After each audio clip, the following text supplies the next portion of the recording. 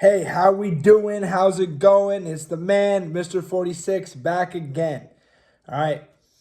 Crazy slate of college football last week. I got to attend the Penn State Ohio State game. As I said in my last video, I was going to be there. I took Penn State to win because I had to, right? My family, on my mom's side, huge Penn State fans. And so just being there, going to the game, seeing alumni, former football players of Penn State, I feel like I got to rock with Penn State here in this game. This is the game James Franklin steps up to the plate and he wins. Unfortunately, I was wrong, but overall, it was a great atmosphere in Happy Valley, so I'm glad I was there.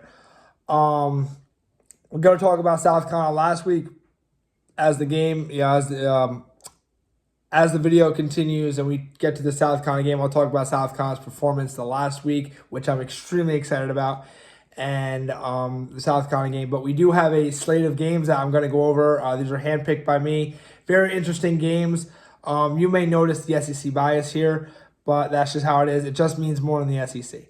But without further ado, the first game on my slate here, I have Florida at Texas. And you may be wondering, why are you talking about this game? Well, Texas is a playoff hopeful, right? They got to play Florida. Now, I know they're home. I know Florida's down DJ Lagway. They're down Graham Mertz. Texas should roll. But from what I've seen from Florida, and they just said that they're rolling with Napier another year. From what I've seen from Florida, I mean, they can hang with Texas. I know third-string quarterback, going to be tough.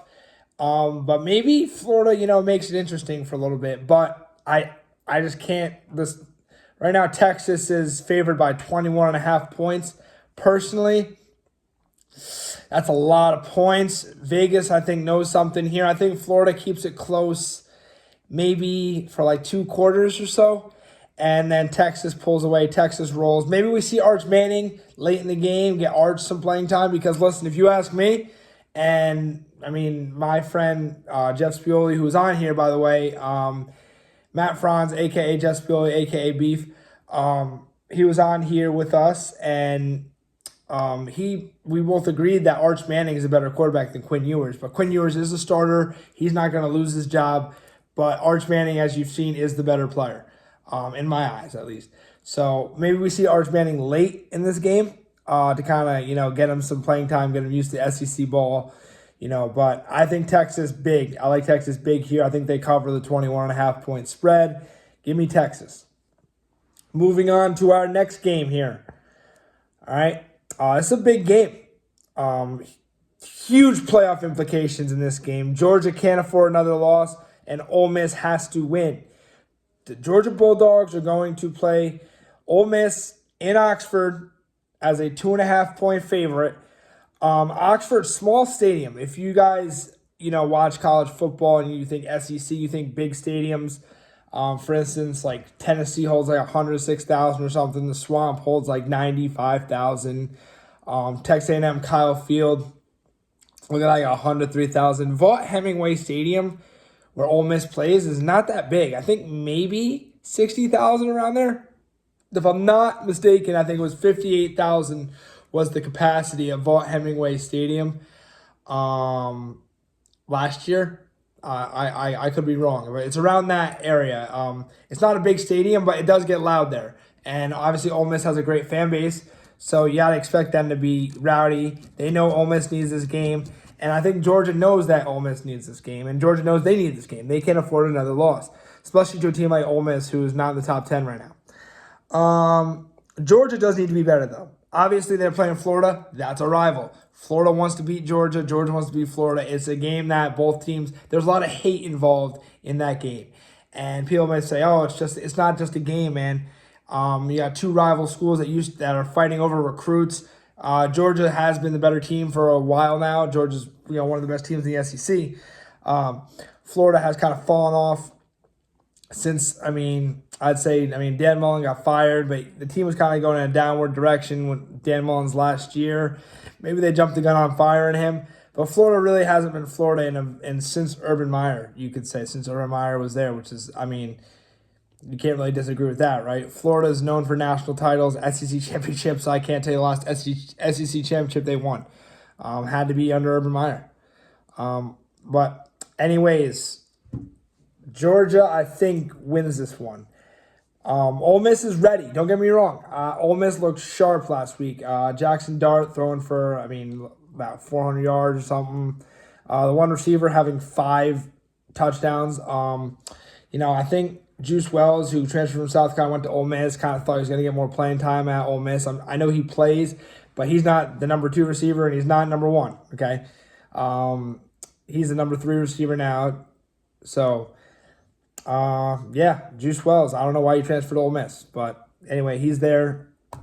Like I said, Ole Miss is ready. Dart looks sharp. This is going to be a good game. I'm excited for this one.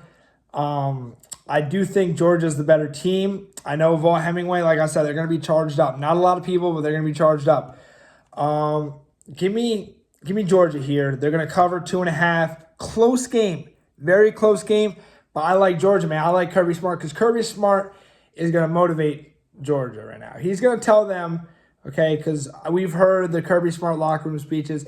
He's going to make it seem like they're the underdog. And I said that, I think, in my last video about Georgia, but he's going to make Georgia seem like they're the underdog. Like, oh, you had a bad game last week. People are doubting you and stuff like that. I think Georgia comes out ready to play. I think Georgia beats Ole Miss. So I got Georgia covering the 2.5-point spread. Next game I want to talk about, Michigan at Indiana. Indiana is a 14-point favorite over Michigan. Now, I understand Michigan lost a lot. I understand Indiana's a pretty good team. But Michigan's a physical team, man, and they can run the ball. I don't think Indiana has faced a more physical team yet than Michigan, right? Michigan, they're going to run the ball. We know that. They can't throw. I don't know why Michigan, a program of that hierarchy, blue blood program, can't get a 5-star quarterback to save their life or even a decent quarterback. But Michigan, obviously, we know they're going to run the ball. Is this a game Indiana could slip up?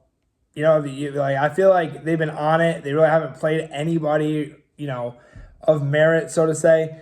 Could they slip up here, right? You feel like Michigan, they may get an early lead.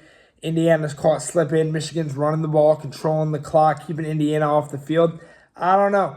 I think Indiana being a 14-point favorite is really, really scary, honestly. And if you're an Indiana fan, you should feel confident in your team. You guys are playing well. But I don't know. Something about that game. I'm torn. I do not like Michigan. And not as I don't like them as a school or a team or anything. I just don't like their team, how they play, that running the ball and can't throw. Obviously, I'm a big fan of running the ball. If you can do it, run. Run the damn ball, But they can't throw the ball somehow, some way. In my notes, I had Indiana slips up here. I think Indiana, right? Hear me out. Indiana doesn't cover the 14-point spread, but Indiana wins. I did have a back and forth. I had maybe Michigan winning. I trust, if you told me Michigan or Indiana in the beginning, I'm like, Michigan. But right now, Indiana's the better team. They don't cover 14 points at all, but Indiana at home beats Michigan, continues their season. They're undefeated. They're looking at a possible playoff berth. I think after this, they have Ohio State. I don't know if it's the week after or next or the second to last game. I'm not sure. But I know Indiana does eventually play Ohio State. They beat Michigan, don't cover the spread. They continue their historic season. Now, the next game. This is game day. So this is the game of the week here, right? College game day is here. It's in Death Valley, the real Death Valley. So for those who don't know, there's a fake one, there's a real one. We all know where the fake one is. It's the upstate Bozos. They have the fake Death Valley, obviously. And then, the real Death Valley is in Baton Rouge, Louisiana. That's a known thing. I don't think there's ever an argument on that one. But game day is there. I actually saw a stat, which is crazy. I'm about to really star this and focus on this here. LSU, this is since 2005. This is a legit stat. Okay, so you figure every season, your team has a night game, a bunch of night games, yada, yada, yada. but this is a legit stat for LSU football. LSU since 2005 has played 50 night games at LSU. All right, since 2005 they played 50 night games. Think what their record is in those night games. If you guessed 45-5, you're right. So you're telling me in 19 years, LSU has had 50 home night games and has only lost 5 of them and won 50. That's absurd. Okay, that's insane. This is where teams' dreams go to die. Les Miles said that. He said that about Death Valley at night. He said teams' dreams go to die at Death Valley, hence the term Death Valley. But this is Bama, man. This is Bama we're talking about here. This is not your run-of-the-mill, team. I know Bama's not Bama. Listen, we understand that Bama is not the Saban, the Saban era from like 2009 to 2016, even 19. His reign of terror that he had at Bama. It's not the same Bama team, but listen, man, it's still Bama. I think both teams are even, man. I really do. Something about this game makes me want to lean Bama. But you know what, man? I like Nussmeier. I feel like, he struggled against A&M. That's a tough environment. Kyle Field, that's no joke, man. You go to Kyle Field at night. I mean, it's not LSU, obviously, because LSU is 45-5 in the past 50 night games at home. But that's a tough environment, and Nussmeier did struggle. A&M found it with, the new quarterback, Marcel Reed, doing, it's kind of confusing LSU because they prepared for Wegman, who is not very good. As we've seen, Connor Wegman might be a nice kid, just not a good quarterback. But that's that. But I was going to take Bama. I'm not going to lie. So here I'm doing a bunch of change-ups here. I was going to take Bama, thinking about it more and more. Teams' dreams go to die. Huge rivalry game. Death Valley is going to be electric. College game days there. I don't know with the coaches. Brian Kelly, DeBoer, I think it's a wash there. Give me LSU, man. It's going to be a tight game. I think a 1-point game, kind of like last time. They scored a 2-point conversion to win the game against Bama. For those who don't remember that game, Mason Taylor catches a 2-point conversion. LSU wins on like a walk-off 2-point. It was crazy. It was a crazy game. But yeah, give me LSU here. Teams' dreams go to die in Death Valley, and I think Bama's playoff dreams die this Saturday in the real Death Valley. Other notable games, the Upstate Bozos. For those who don't know, that's Clemson. South Carolina, Clemson, big rivalry. Not a fan of, not a fan of those guys. So the Upstate Bozos are at Virginia Tech. The Bozos got destroyed last week at home versus Louisville. And I thought Clemson was going to win that game. I thought they were legit. I thought Clemson was a legit team. Not saying they're a bad team, but they're not as good as people thought they were. They're not a championship football team like they had in the past.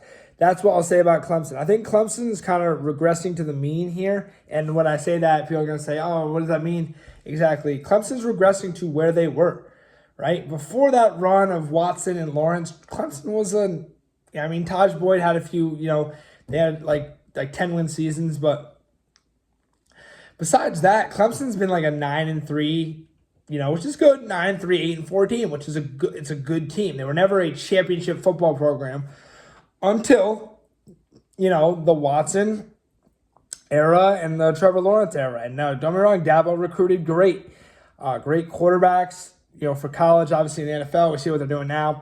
Nothing. But, Dabo had great defenses. They're just not a championship team anymore. And I think it's quite obvious that. I don't think Klubnik is as good as Lawrence or Watson. They don't have the weapons they used to have. I like Phil Maffa as a running back. He's pretty good. But, yeah, when they go to Virginia Tech, everyone's going to say, oh, it's rowdy there. It's crazy. Clemson's played in crazy environments. Cade Klubnik's played in crazy environments before. I expect Clemson to win that game. A bounce back game. I don't think Dabo is going to get embarrassed again. I don't think Clemson, first of all, they can't afford another loss. That would ruin everything for them. But I can't see Clemson losing that game. I think they're better than Virginia Tech. They're going to go in there and win. Colorado at Texas Tech. Texas Tech's talented, man. They're a talented team. They're not ranked yet. But Colorado, man, they're also a pretty talented team too. Let's not forget, Shedeur Sanders is balling. Travis Hunter's balling. I like the receivers that Colorado has. Not much run game going on at Colorado. They got to figure that out. Find more ways to run the ball. I'll say defense obviously is okay at Colorado. O-line has gotten better as the season's going on. I like Colorado, man. I think Colorado stays hot. I think Deion, for as much attention he gets and a bunch of hate he gets, he's still a pretty solid coach. So give me Deion beating Texas Tech. Well, Colorado, I say Deion. Deion Sanders and the Colorado Buffaloes beating Texas Tech in Lubbock, Texas, which is an underrated environment as well. I know Big 12 environments really don't get talked about. Lubbock, Texas Tech Stadium is pretty small. And I say small. It's just not a massive stadium. It's a solid college stadium. Colorado's got to be prepared to play there. But I like Colorado. Another notable game, Washington at Penn State. It's a whiteout game for Penn State. Penn State, and I am a Penn State supporter. I support Penn State due to my family's ties and my cousin. He's a huge Penn State fan. I have ties to Penn State. I root for Penn State. Last week, we saw what Penn State is. I think we saw what Penn State is. They're a good team. There's not a great team. I think James Franklin is a good coach, not a great coach. I don't think James Franklin can beat great teams. I mean, he hasn't proven that he can beat teams who may be better than him. And there's sometimes you got to beat teams who are better than you. If it's play calling, if it's this, if it's that, or teams that you are even with. Because I don't think Ohio State is that much better than Penn State. Man for man. I don't think they're that much better. Obviously, the scores show they're not that much better. Penn State had 2 goal line chances and threw it away against Ohio State, which was very frustrating. And whiteout game, night game against Washington. Washington traveling all the way to State College, Pennsylvania to play in a very, very hostile environment in Penn State. You got to roll with Penn State here. I really like Penn State. And that's that. That's that for that game. But the next game, the last game I'm going to talk about, every video I do all the other games and I focus on what South Carolina's got going on. South Carolina, after a big win, 4.5-point favorites, going to Nashville to play the Vanderbilt Commodores, who are a pretty solid team, man. Diego Pavia, he's good. I don't think he's not going to sling it around for 400 yards on you, but he's a pretty good quarterback, man. Those who don't remember, he was the quarterback for a New Mexico State team. I think I said this in another video. He went into Auburn last year, New Mexico State, and beat the brakes off Auburn. And now Auburn's not very good. So, I mean, anytime Auburn's not good, it's a good day in America. But Auburn's not a very good program. But they should never lose to New Mexico State. And they did. They actually got, monkey stomped by him. But that's that. But yeah, like I said, he's a good quarterback. He's going to play. Vanderbilt's going to be a tough opponent for South Carolina, even though I think if you look at both teams, South Carolina is the better team. They have the better quarterback. They have the better roster. I mean, South Carolina should have the better roster due to recruiting. We've been recruiting really well. NIL, we have more NIL than them. And it's just easier to get into South Carolina academically than it is to Vanderbilt. So Vanderbilt's kind of strapped with recruiting for students who can get into Vanderbilt. But I think Clark Lee has done a great job at Vanderbilt. You really can't say enough more about him. I mean, like I said, at Vanderbilt, you're a little limited. But Clark Lee has got these guys playing the kind of football he wanted. He came from Notre Dame. I think he's embracing that Notre Dame culture and bringing it to Vandy a little bit here. And when I say Notre Dame culture, it means disciplined, smart players, right? Because Notre Dame was known for being disciplined, smart, not making mistakes, not losing the game. And that's the thing Vanderbilt's not going to do, is they're not going to lose the game. They're not going to make those mistakes, right? And I think South Carolina, the advantage we have is just talent and being better than Vanderbilt. And you can say, what do you mean by that, right? Like, what do you mean? I mean, South Carolina's a more talented team. Our defense, if you did not see last week, Williams-Brice Stadium against Texas A&M, Obviously, people were talking about how is the South Carolina defense going to prepare for Marcel Reed, seeing what he did to LSU in that short span of time. Well, I think the question should have been, what was Marcel Reed going to do facing that South Carolina defense, right? Because South Carolina's defense was charged up. Obviously, they, second quarter, they were getting, beat on some passes and a couple of things weren't going their way. But second half, that defense turned it up and A&M couldn't do anything. They couldn't throw the ball. They could barely run the ball. They got stopped on like a 4th and inches. South Carolina's defense is extremely talented. And I told one of my buddies, and I talked to him about South Carolina football all the time. And, he's not a fan of South Carolina. Well, I'm not going to say this. He's not a fan. He's not really a fan of, he likes college football, but he's not a fan of any team. And I talked to him about South Carolina. I usually overhype South Carolina because I'm very passionate about this team, and I'm excited about, the possibilities of where the program can go, And I said to him, there's not a player on this defense, maybe one that I think everybody that's playing on this defense right now that's starting. So the starting 11, I think 10 of them gets drafted, or maybe 11. That's how talented this defense really is. So I think we go into Vandy and we take care of business. We are 4.5-point favorites. I do like South Carolina here.